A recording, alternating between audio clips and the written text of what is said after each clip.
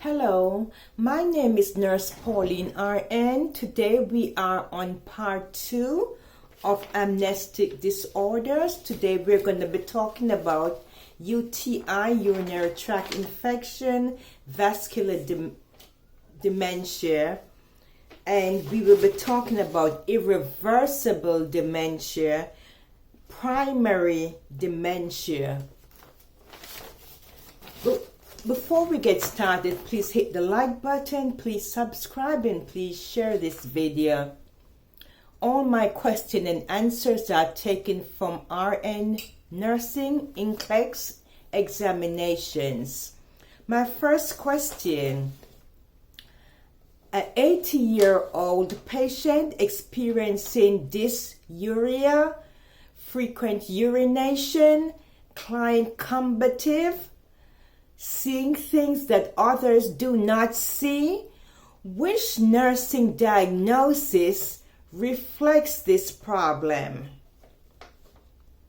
The correct answer is disturbed sensory perception related to infection, as evidenced by visual hallucinations, can also be signs and symptoms of urinary tract infection.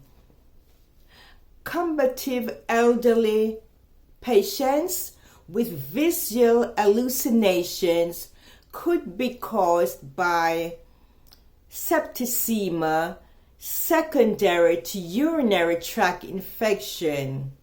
Bacteria in the body enters the bloodstream, and this patient seems to be displaying signs and symptoms of a urinary tract infection. Always look at the age. Patient is elderly. Patient is confused. Patient is seeing things that other patients do not see. Patient is urinating frequently. Our next question is about vascular dementia. The question is, what is vascular dementia? The correct answer is a decline in thinking skills caused by conditions that block or reduce blood flow to regions of the brain, depriving them of oxygen and nutrients. Example, in post-stroke patients, patients with dementia, patients with hypertension, patients with diabetes displays a decline in thinking skills. These conditions block and reduce blood flows to regions of the brain. My next question is about vascular dementia. Patients diagnosed with vascular dementia isolate self, increase loss of dependent functioning. What nursing diagnosis reflects functioning? Client diagnosed with vascular dementia isolates self, increased loss of dependent functioning. Which nursing diagnosis reflects functioning?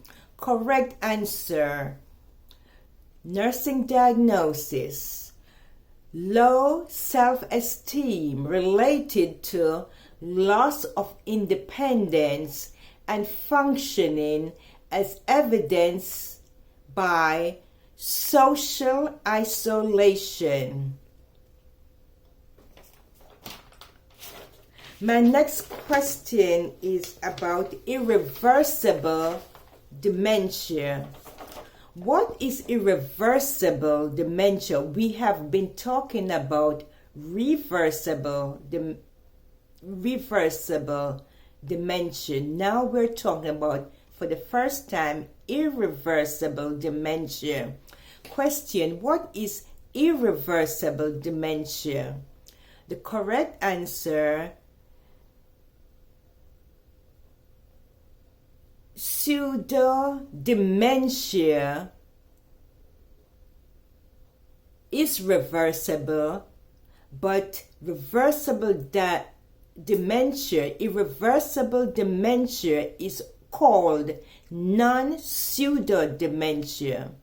Pseudo-dementia is reversible, but irreversible dementia is not reversible. Irreversible dementia causes changes in behavior and personality.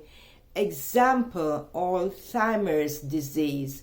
So Alzheimer's disease is irreversible dementia. You can use medications to treat the symptoms, but Alzheimer's is irreversible dementia. Pseudo dementia is reversible dementia. Primary dementia, for example, Alzheimer's. Alzheimer's is primary dementia. Alzheimer's is irreversible dementia. Client is diagnosed with primary dementia.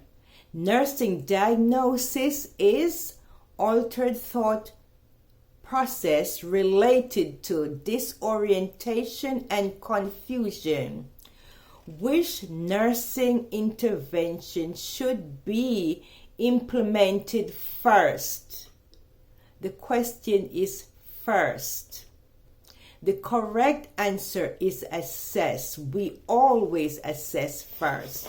The correct answer is assess client's level of disorientation and confusion is the correct answer for client diagnosed with primary dementia. This would be our first implementation. Our next question is, what would you do about clients with dementia and being treated for normal pressure hydrocephalus? Hydrocephalus is sometimes reversible fluid in the cavities of the brain. The correct answer is this dementia is secondary to normal pressure. Hydrocephalus sometimes is reversible, done by a neurosurgical procedure that shunts excess cerebrospinal fluid from the brain to reduce pressure. So, this dementia is secondary because it is caused by other. And in this case, this dementia is caused by hydrocephalus, which is secondary dementia. My next question is, what is primary dementia? Correct answer, a disease in which dementia is the main presentation of the illness, not due to another disease. So Alzheimer's is primary dementia. Alzheimer's is irreversible dementia because it is not caused by another disease. Hydrocephalus is secondary. In most cases, it can be reversible dementia. Okay. My next question is, we're on care plans for dementia. It's very important that you know how to take care of your patients with dementia. These questions are related to care plans for patients with dementia. What would be your nursing assessment for client admitted with declining cognitive ability? Correct answer for your nursing assessment, you'll assess family history, do a mini mental status examination, Laboratory tests should be done. Blood drawing. Do your patient's vital signs. You should do a toxicology screening for illegal substances. These would all be your nursing assessments for patients admitted with declining cognitive ability. My next question, client diagnosed with dementia with risk for injury related to extreme psychomotor agitation. What would be a short-term goal? Short-term goal for patients with dementia, psychomotor agitation. Correct answer. Goal is client will remain free from physiological harm during the shift is a short-term goal. This patient has extreme psychomotor agitation. This patient is running all over the unit. Risk for injury. Risk for injury. Diagnosed with dementia. Patient will remain free from harm, injury during the shift. What would be your implementation for clients with dementia? Correct answer for implementation. Orient your clients. Make sure they are oriented times 2. Refocusing on client to the here and now. Casually reminding client and redirecting clients in a manner that is respectful. Preserve your client's self-esteem. Excuse me. My next question is, when writing a care plan for clients with dementia, which intervention would you consider?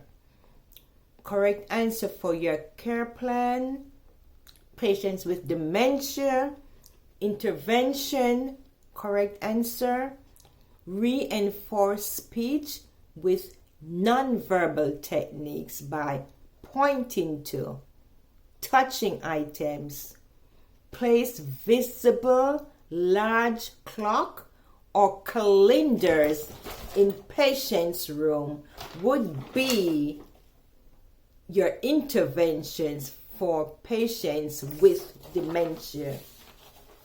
Thanks for watching part 2 with me. Stay tuned to part 3, which follows after. Like, subscribe, and share. Thanks for watching. Have a good day.